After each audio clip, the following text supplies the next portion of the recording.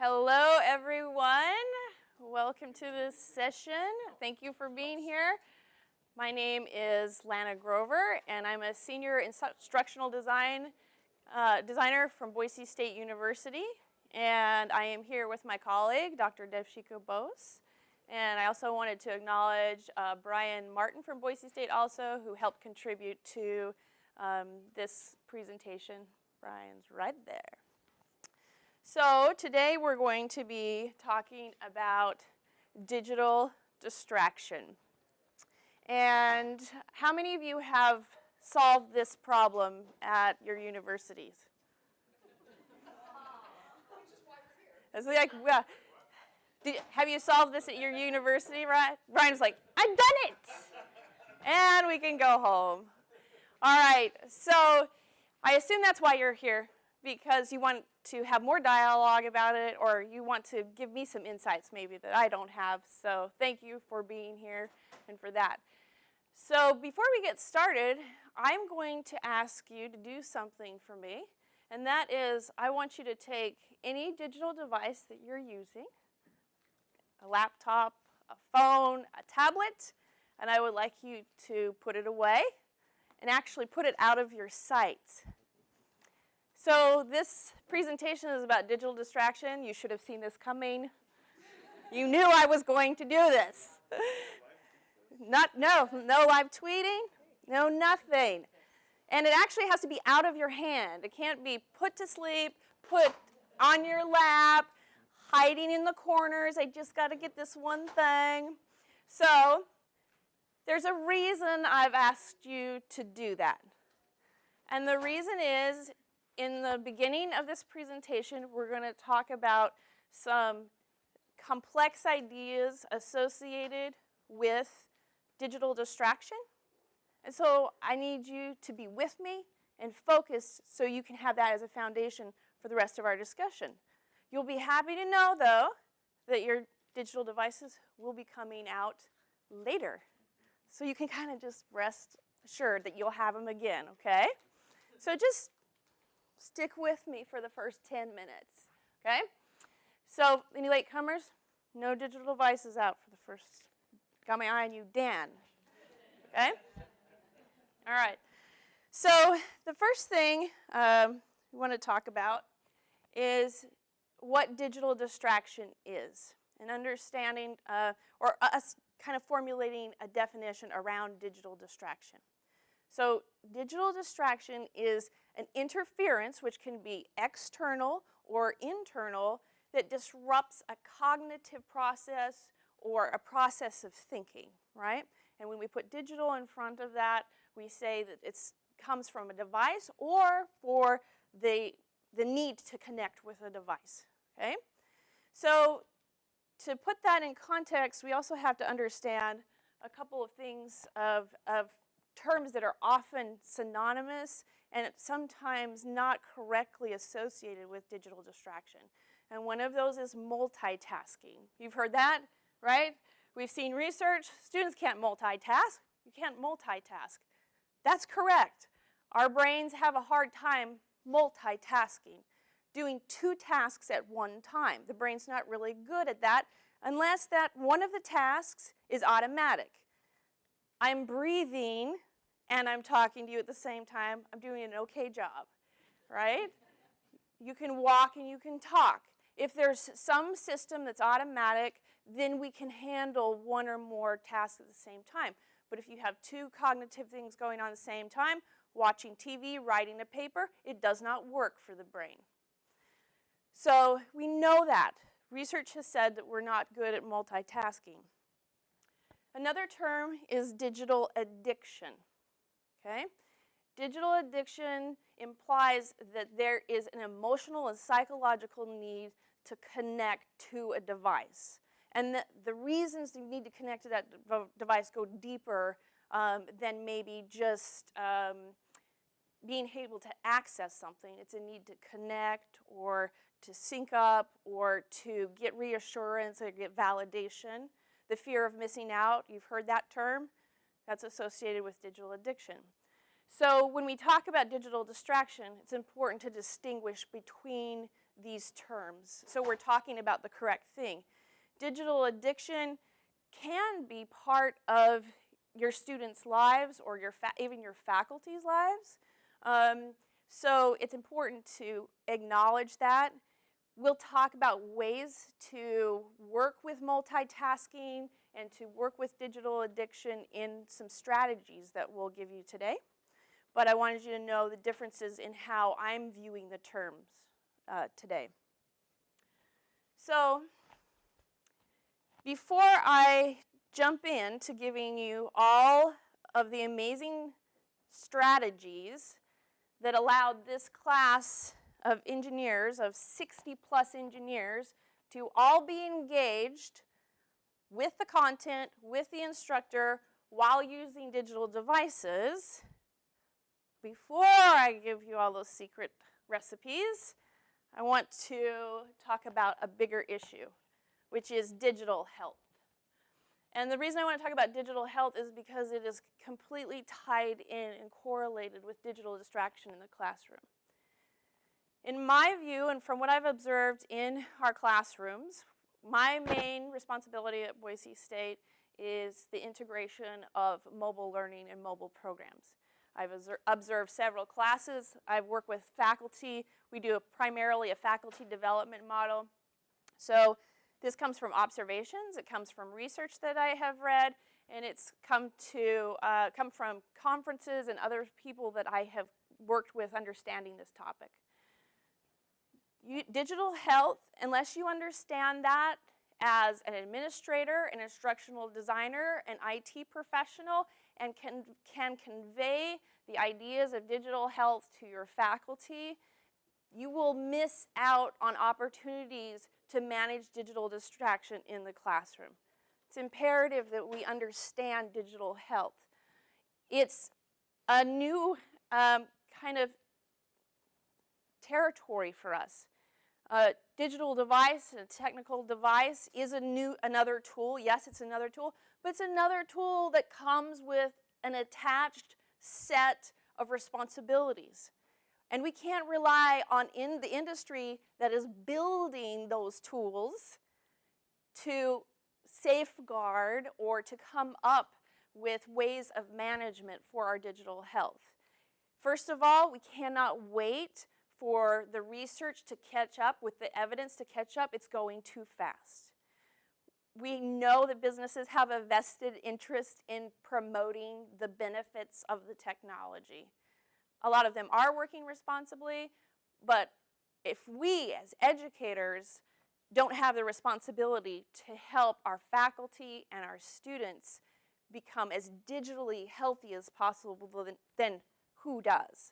It is falling on us, and we do need to take responsibility for it. So to start talking about digital health, it's really important that we acknowledge two things about the use of technology in the classroom. There are rewards and there are risks. And if you don't acknowledge those two things, I see it as a disservice to yourself, to faculty, and to students. I've seen people come on either side of that to the extreme and not acknowledge the other side, and I don't think it's a balanced point of view. So let's talk about rewards. I just want people to call out, what are some of the obvious rewards of using technology in the classroom? Just shout it out. Research. Anytime access. You can just stand in the middle, Devshikha. Student response, right? Student response, access, we're looking at engagement, right? How does technology make that more possible? What does it do? Real-time assessment, right?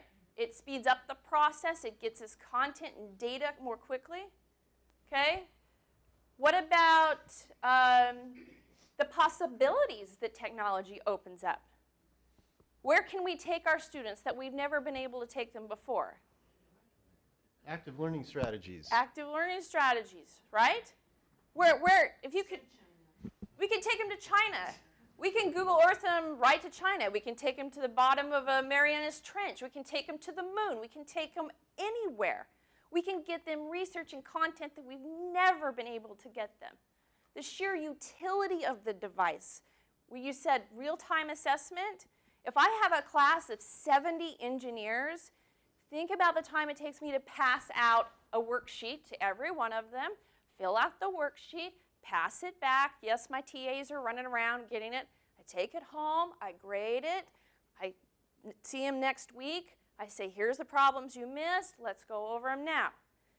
If I use the right technology for that problem, I can assess them then, right then in class. I can say, ooh, with a student response system, for example, I can say, you're not getting concept number 3. We're going to go back and review that right now. Not a week from now, right now. It changes the way we teach. It accelerates and expands the possibilities. It's an incredible tool. The possibilities to know that I have more technology in my hand right now than sent someone to the moon is a little staggering, right? So that means the possibilities for our students and for learning is untapped and unmeasured. It's amazing. Okay? So we know it has incredible potential. What about the risks? Facebook, which equals? Facebook isn't, well, currently I guess you couldn't say it's not a national risk because it kind of is, but it equals, when you say Facebook, it equals what?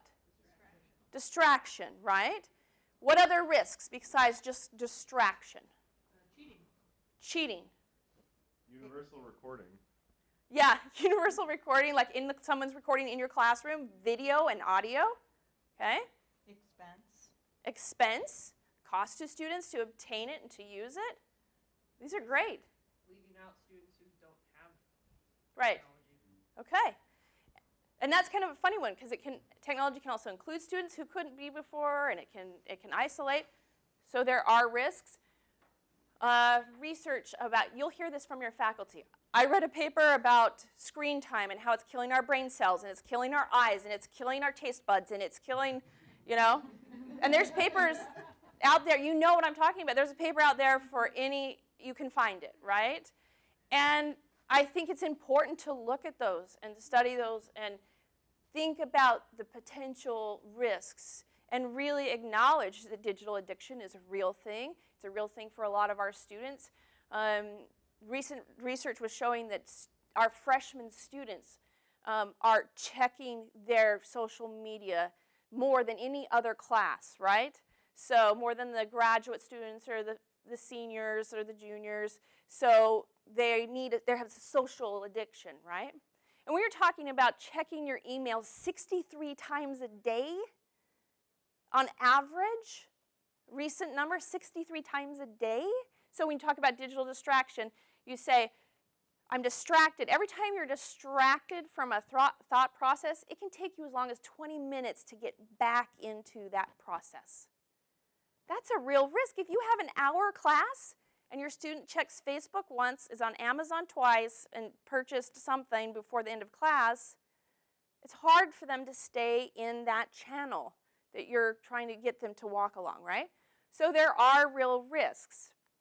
So when we look at risk and reward, we say then, well, are the risks too great? Do the rewards outweigh the risks? So I was recently talking to J.B. Connolly. He was presenting at South by Southwest, and he is from Brooklyn. And I went up to him after his session. He was talking about digital health and welfare, and I said, I'm going to ask you a straight question, and I'm just curious how you'll answer this. If you could ban technology across all the classrooms, across a university, if you had the opportunity to do it and somehow it was possible, would you do it? Why? You're shaking your head no. Why? Why? Because the rewards are great. I mean, it just adds to teaching. It is. Of course, you guys are tech people too, so I kind of have an in crowd here. But the possibilities are incredible, right? So he said the utility and the possibilities alone are staggering, but let's say somehow you could create an environment where all technology is banned. And I would say mobile devices, tablets and phones, they're easy. You can see those. But think about all the other technologies. Glasses, contacts, digital tattoos. It's in clothing now. It's in shoes. It's in hats. It's in everything. So how are you going to develop a system that tracks all of that and shuts that all down. And even if you could, I love what JP said. He said the problem with that is it creates an artificial environment. So they come into this artificial environment and then they leave and they go into a world that is digitally inundated. So you are creating a scenario where they would be coming into an environment that does not represent the environment that they came from. He said digital interaction is inevitable. It is. If they want to fill out a job application, it's digital.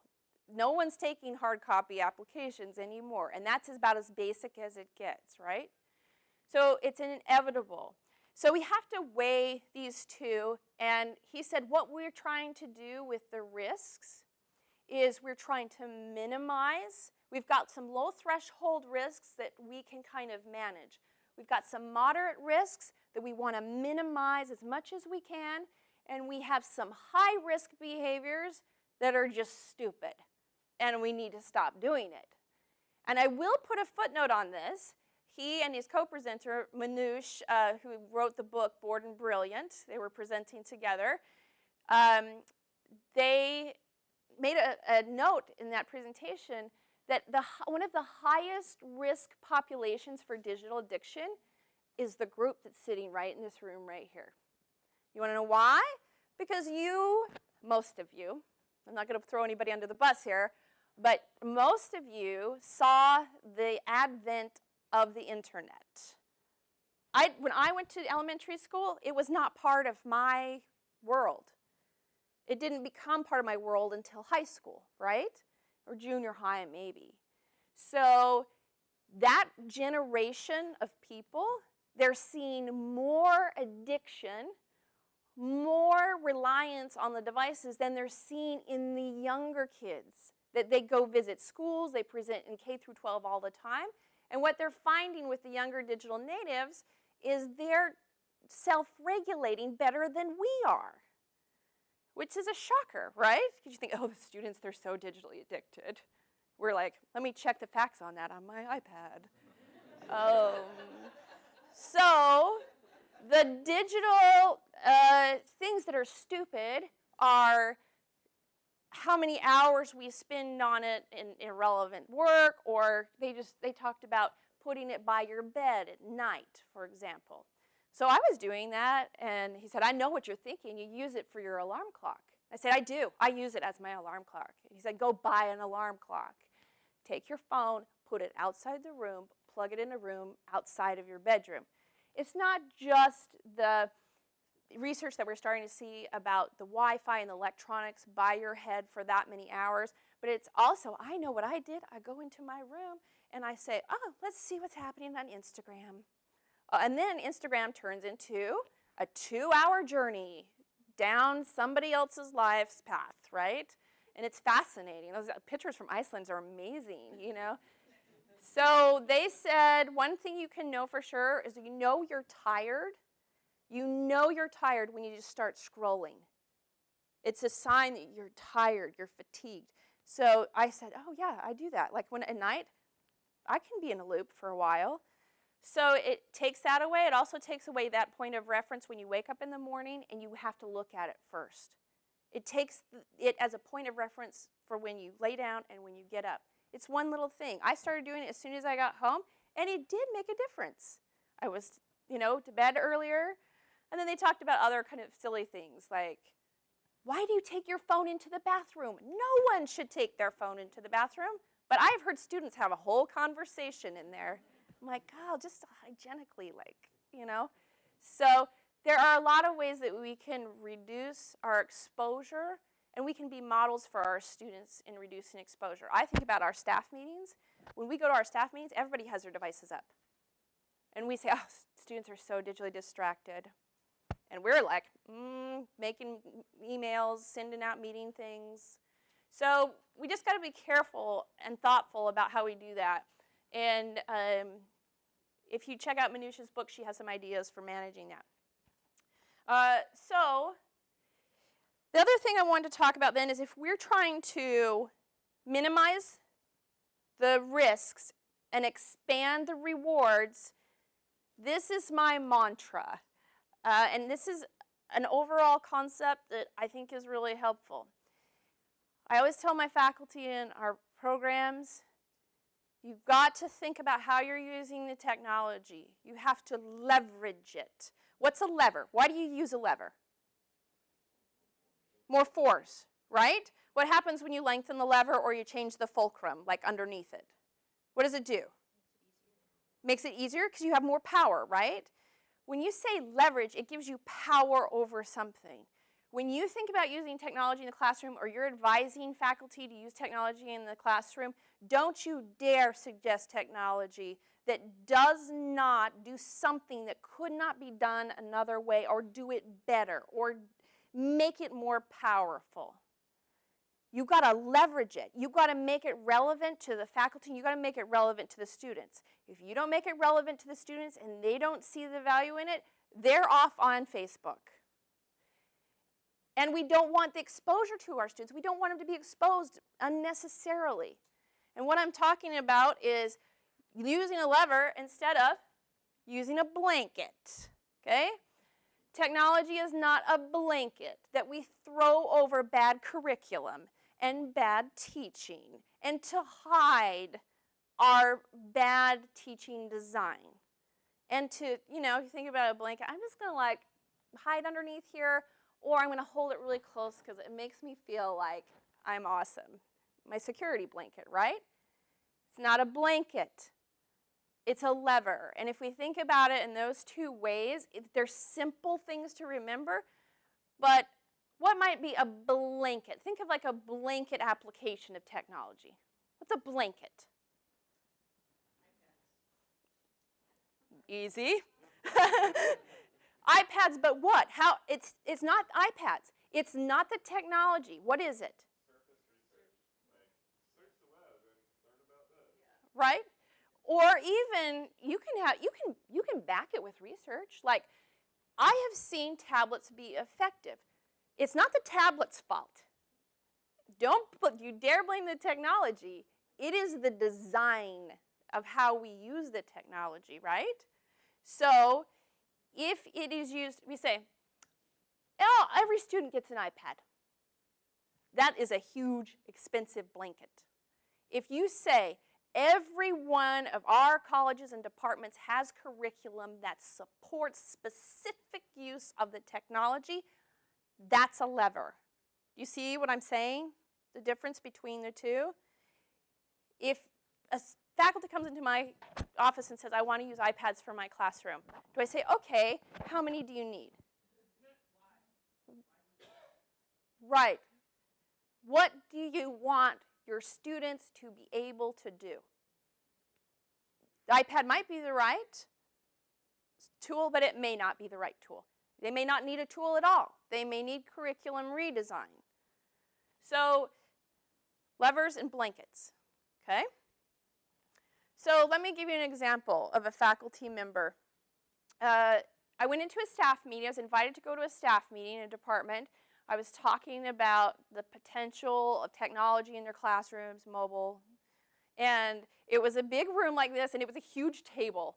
And there's all these people around. And I was talking about it, and she went right for the jugular. She said, I've read research. Digital devices create addiction in our students. They cause them to be separate from each other. It will cause them to be separate from me. I want no part of this. So you know, of course, what I was doing. I'm like, ooh, you're going to be perfect. You're going to be awesome. You're going to be good. Because she was thinking about her students. She wanted connection with her students. She wanted engagement with her students. So what did I do? Every time I was in their building, I'd just cruise by her door, say, hey, how's it going? Just checking in and out. I was here, I was not here, you know? And so we just started having conversations. She said, well, just tell me a little bit more about this.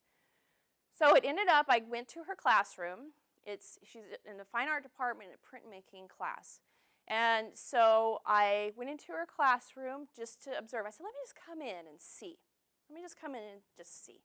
So I went in and watched how she was teaching, and I said, okay, now just step back here with me. They laid out their prints. She did a print, you know, and that has several layers to it. Laid out the print, and we stepped back against the wall, and I said, now watch the students.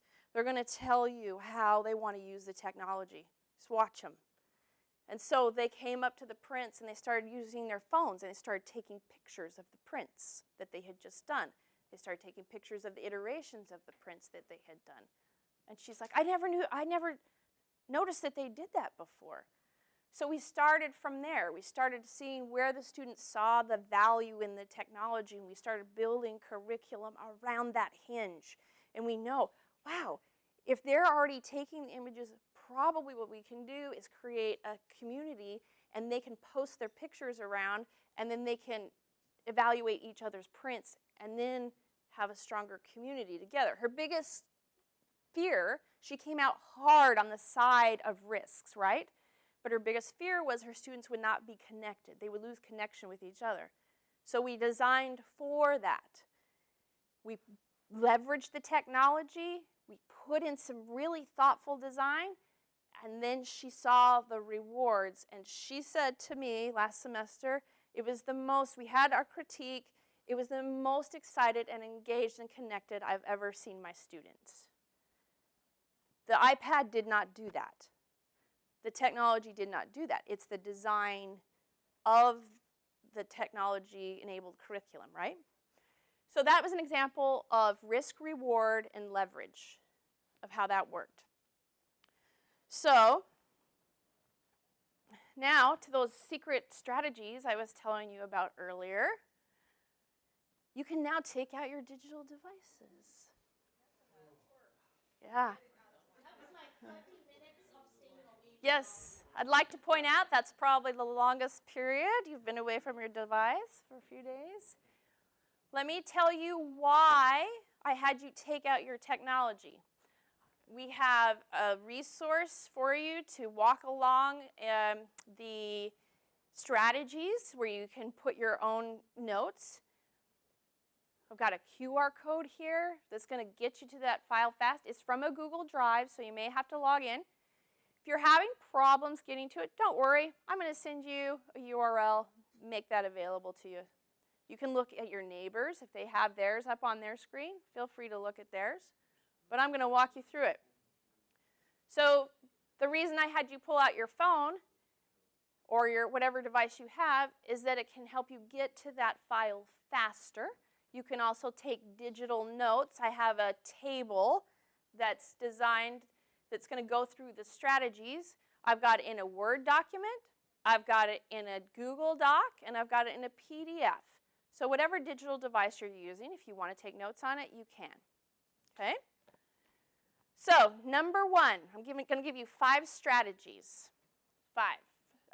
Number 1, before we talk about having some secret app superpower that can shut down all the devices and turn them back on, the number 1 most effective way of impacting digital distraction in the classroom is to create a digital use policy for your class.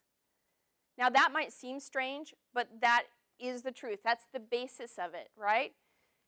So in order to create a policy for your class, you need to know who your audience is. That means you need to acknowledge the students that are coming into your class, or as IT professionals, you need to acknowledge for your faculty where students are coming from.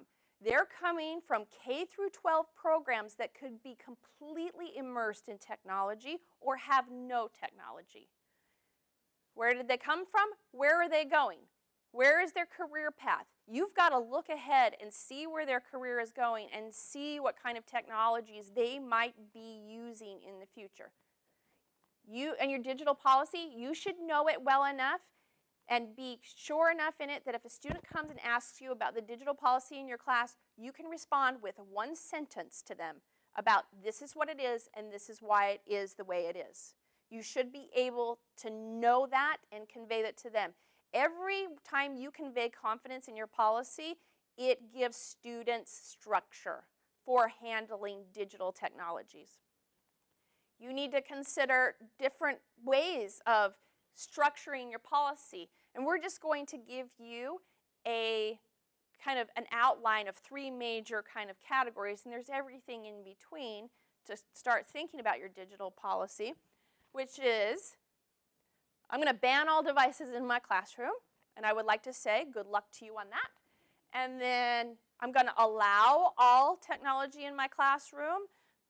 I have no rules about managing it, or I'm going to allow, and I do have rules, or selective use. Now, I will tell you, almost every time it ends up being selective use, even if you say I ban all, because there's a lot of considerations with these.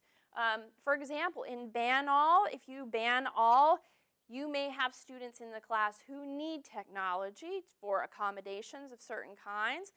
Then if you single them out in the classroom, you also have an issue there. Research also shows, and I included a PDF of the research I keep referring to, that students do want technology in the classroom overall, but surprisingly, they also want policy to regulate it. When asked if they don't want policy, no rules, no boundaries, they unanimously said, we do want policy in the classroom. We do want the faculty to have structure for us. Okay? So, I want you to take just 2 minutes and talk about, I'm going to break you into groups, and I want you to talk about the advantages and disadvantages of each category. Okay? So, I'm going to give you these 2 tables, turn back to back to each other. You're going to do ban all. Woohoo! Good luck. Okay, you are allow all, these 2 rows. Selective use, that's going to be fun. Okay, and then I'm going to have, let's do here. You guys get ban all. Allow all. Selective use. Okay, 2 minutes.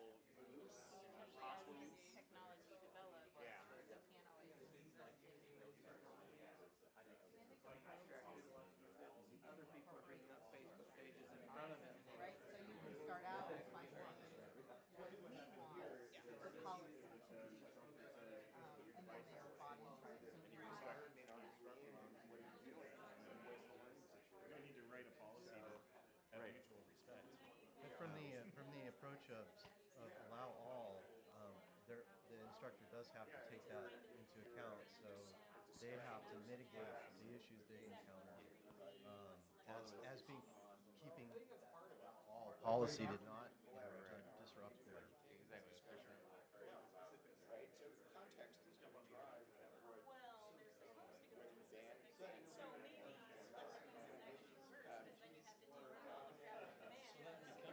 So that would be selective use, right?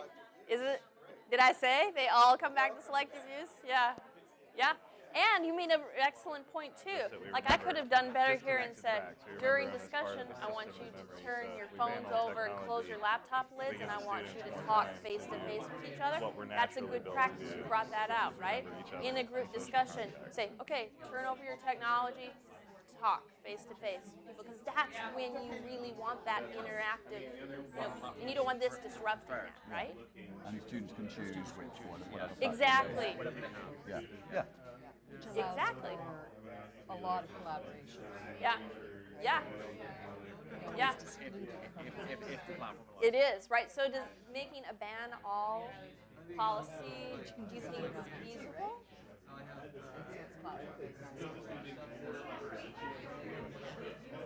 I think peer pressure I think if the students, so something that some of our instructors are starting to do is at the first day of class, they'll have the students help them create their digital use policy. And then hopefully the students have buy-in because they helped shape it, and then hopefully they would police themselves. Yeah. Because now they're the ones that, holding each other accountable, calling each other out. Wait, you're not supposed to do that with your phone right now. We're not listening to Spotify. Hopefully, that's the theory anyway. I guess my approach has always been, you're paying the money to be here. I get paid whether you pay attention or not, so your personal whatever you do in this class is completely up to you. But the second what you're doing starts impacting the other people that have paid for this class, that's when I'm going to get kind of ticked. And I think technology is the same thing. And I know some faculty have been, hey, if you're using a device in class, you sit on the back row so that you can distract each other all you want, and everybody else. I'm curious if that falls into selective use, or is that allow all? Fine, use it if you want, but I don't know. That's like digital quarantining, I guess. Seriously. Then are you integrating them, or are they more isolated? yeah, right. Then you've isolated them. But it is a big concern. I mean, if I'm not on my phone, and you're watching some like YouTube thing, it's really hard not to watch. When There's still uses, like you might take a picture of something before you take it apart. I don't know. Let's wrap it up. I love listening to these conversations because you're bringing up so many good things, right?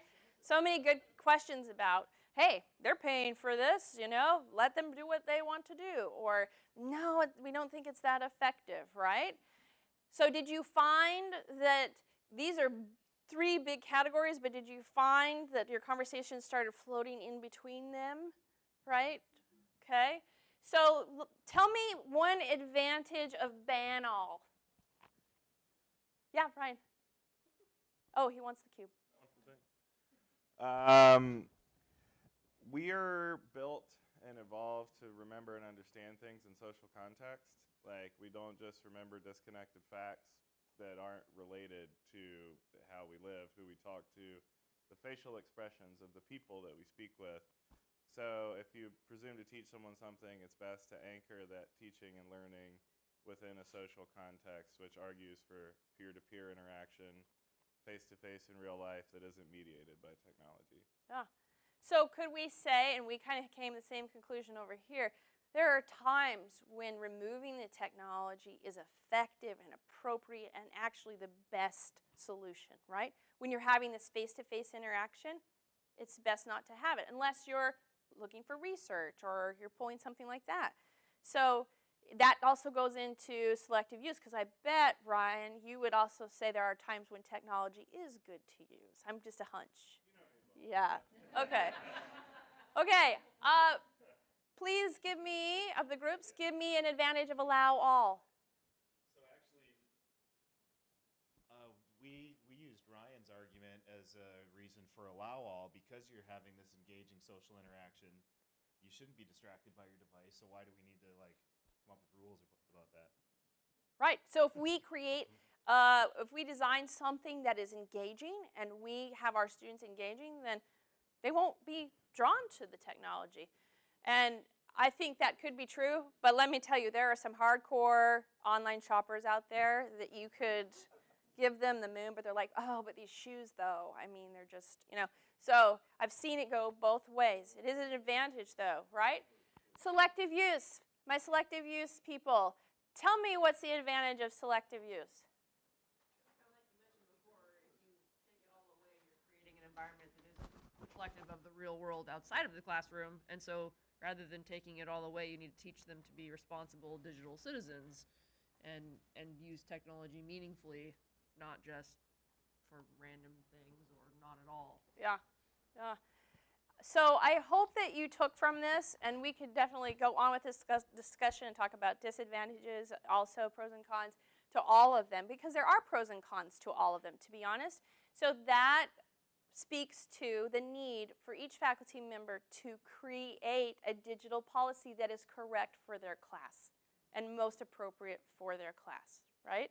Because there are some places where it does need to be customized and it does need to be thoughtfully integrated. So that's why, now can you see why creating the digital policy is so influential to everything else about digital distraction? You've got to be clear on why or why not you are integrating technology. Okay, so let's go on to... Lana, we have a question. Oh, yes, I'm sorry. Yeah. Just curious whether you ever recommend bringing students into the discussion of creating a digital policy for the classroom? Of course, of course. All of those techniques of integrating, like having an open syllabi or kind of an unconferencing the syllabus or things like that, all of these approaches you could take to constructing it, right? So in number 2, so you've created the policy. Now you need to create the policy statement, okay? And that policy statement needs to be transparent and clear. Do not give students a bunch of jargon they don't care about.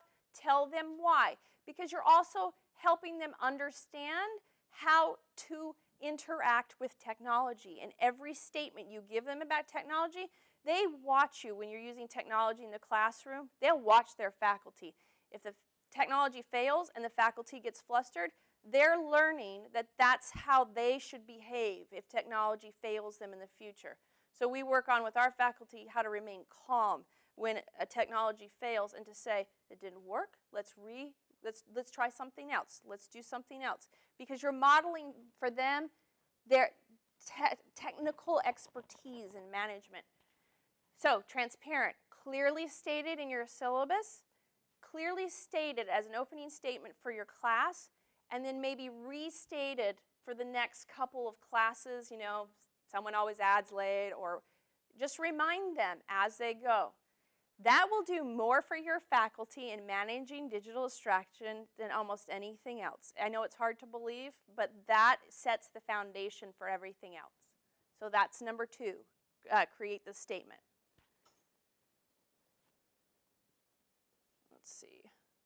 Okay, so as an example of a faculty in our university who has a clear statement, and he's able to manage huge classes of engineers, you know, 70 plus engineers in the classroom with a strong statement. Because of time, I'm not going to give you time to sit kind of and reflect on that, but in your own time, go through, think about what you would do for your policy and how you would construct a statement. To help you in that Google folder that I gave you access to, I gave you examples of syllabus statements for all of the 3 major areas: allow, ban, and selective use. Creative Commons also has some great resources, and their mantra is, don't ban, make a plan. Okay?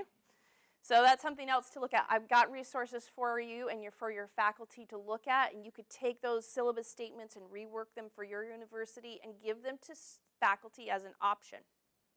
Number 3, direct the tech use in the classroom. This is really important. I've seen it, we've tried it a lot of different ways, but when faculty come in and don't have any plan for the use of the technology, we see less results. I'll just say it straight out. If you don't have a plan, you don't get the same results as if you do have a plan and that you communicate that to your students. So even if that plan is a casual plan, I have an open policy, you can use this technology, and this is what I've supplied for you to take advantage of it. It can be open like that, or it can be very directed, like I was directing you today. So tips for directing technology. The golden 10 min. Okay, the golden 10 min is the first 10 minutes of class where you have high attention. What did I do in the first 10 minutes of the presentation? Shut off the devices, right? I took advantage of that, and I presented the most complex ideas at the head, on top of that golden 10 minutes at the beginning of the class.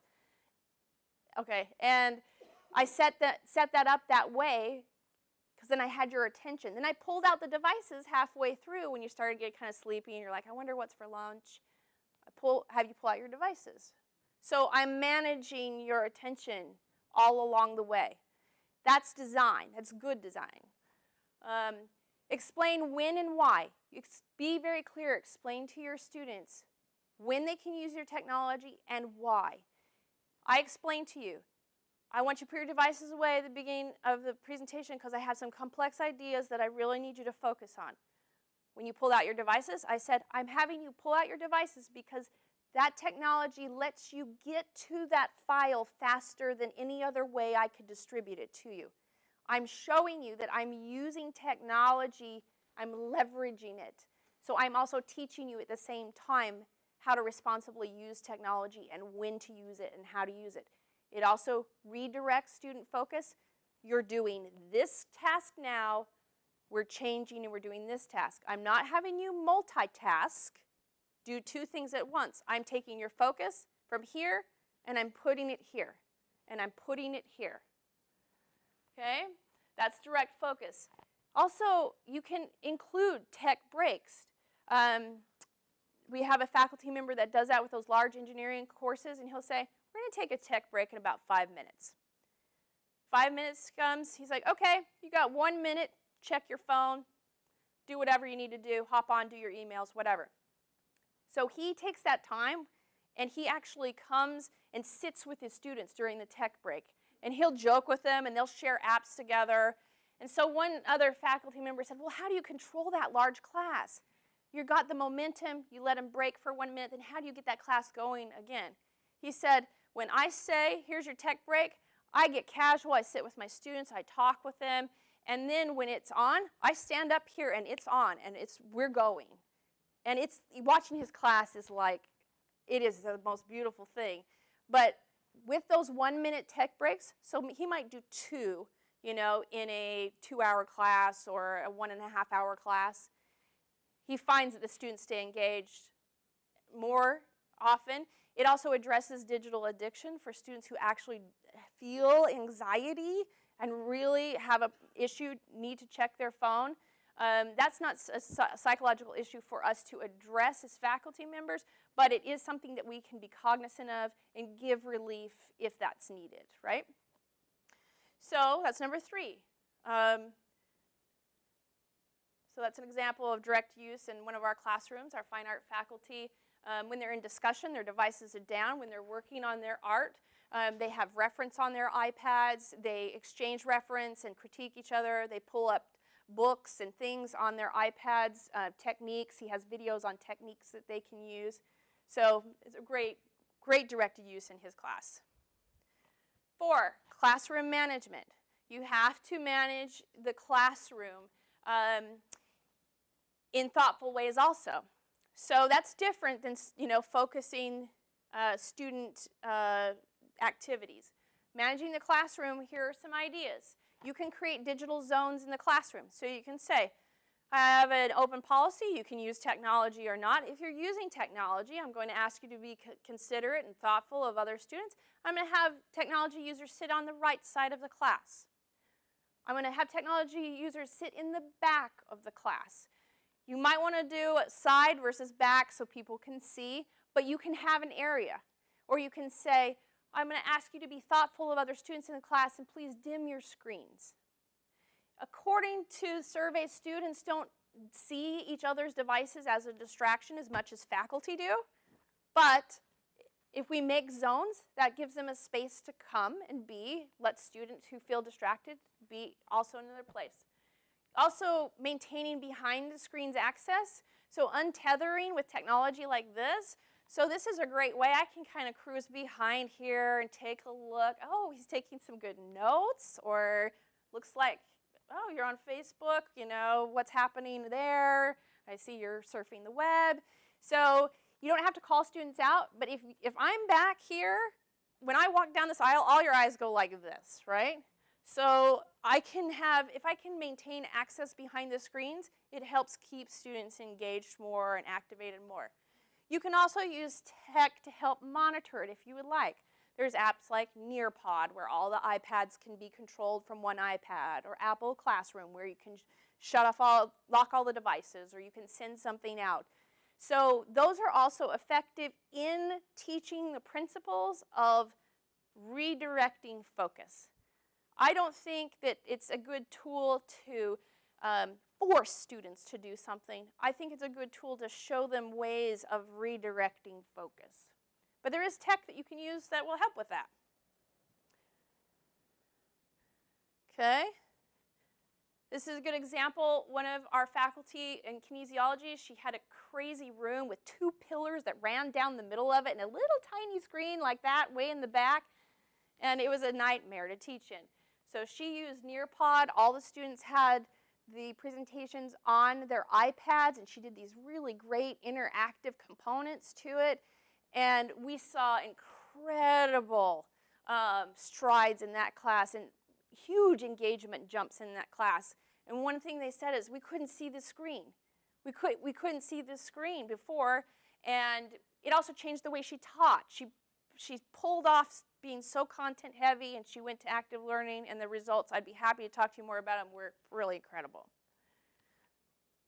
Okay, number 5, active learning. You said it earlier.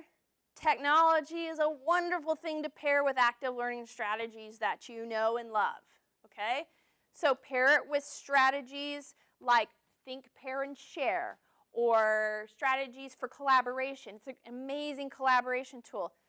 If you're using something like Google Docs, or you can have students collaborating and creating all at the same time together. It's an incredible tool that way.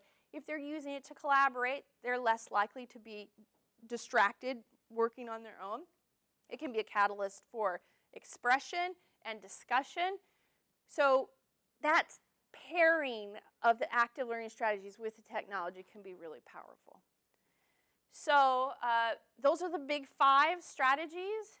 And because you were so good and put away all your devices as good students at the beginning, there's also a bonus strategy. So, bet you didn't see that coming. So, oh, here's an example, of active learning where our students in our anthropology class took measurements on the skulls and the bones, and then they have on their iPads kind of the worksheet that goes along with it, and they measure it, and they put it in collaboratively, and then all the data is collected in the class simultaneously, and then they have this huge data thing that they can start analyzing together. It's just awesome, okay? So bonus is number 6, help students be aware. Help them understand. There are pitfalls to distraction. There are ways that distraction can be detrimental to them, and they may not even know it. Devshikha, do you want me to cover it, or do you want to cover it? So I'll ask you a very short question in the interest of time. How do you think you can prepare your students with some resources which will help them understand the perils of digital distraction? Quick responses. Yes. Calendars. Oh, get them. Perfect. Okay. Any other? We actually do kind of it's a freshman seminar class, and before we talk about time management, we talk about attention management. We talk about all the apps and like what are all the little things that they do to suck you in and keep you in. Snapchat streaks and Facebook notifications and scrolling and the ludic loop and all that, and just educate. They don't really. They're in it, so they don't understand it. They don't understand that it's heroin. Basically, You can be definitely, right? I like to look at it as chocolate. I can go overboard on chocolate. No, it's worse than chocolate. Yeah. No, so management, right? Education. So. Anything else? Okay, we'll move on. Yeah. Okay, so here in your resource folder, you will find this little cheat sheet we have created, and you can share it with your faculty if you want, on how you can give this to your students out. Your faculty can give this to the students out, and the students will then know what are they missing if they overuse technology in the classroom. So basic small tips written in jargon-free language. Feel free to use it and look it up later on. It's your bonus handout. Yeah. Okay, so sometimes students don't realize that other students are watching them. And if you're shopping online, they may say, you know what, you're not a serious student. I'm not going to have you in my group. They don't realize that we also do that at work. I do that at work. If you're not doing things, you're off somewhere else, you're looking at, you know, home remodeling stuff, and I'm trying to get work done, I know you're not serious. And I'm going to be with people who are working hard and doing serious things. So it plays into their career path also, right? There's also in the resource folder a list of active learning strategies that you can do with mobile devices, ways you can think about that. So in summary, you can read through those, but we want to maximize benefits, minimize risks. That means we need to understand how to thoughtfully leverage technology. Also, this presentation and the slides are in the resource folder for you if you want to access that as a PDF. You need to design a digital policy. You need to make an opening statement. You need to consciously direct tech use if you're going to do that in your class. Have a plan, don't ban, and pair tech with active learning. Okay? So that's your summary. All those slides are available in the resource folder. Thank you to Devshikha and Brian for contributing to this presentation. And if anybody wants more information, I'm happy to. Any last minute questions? Trying to get out of here, but thank you for being here.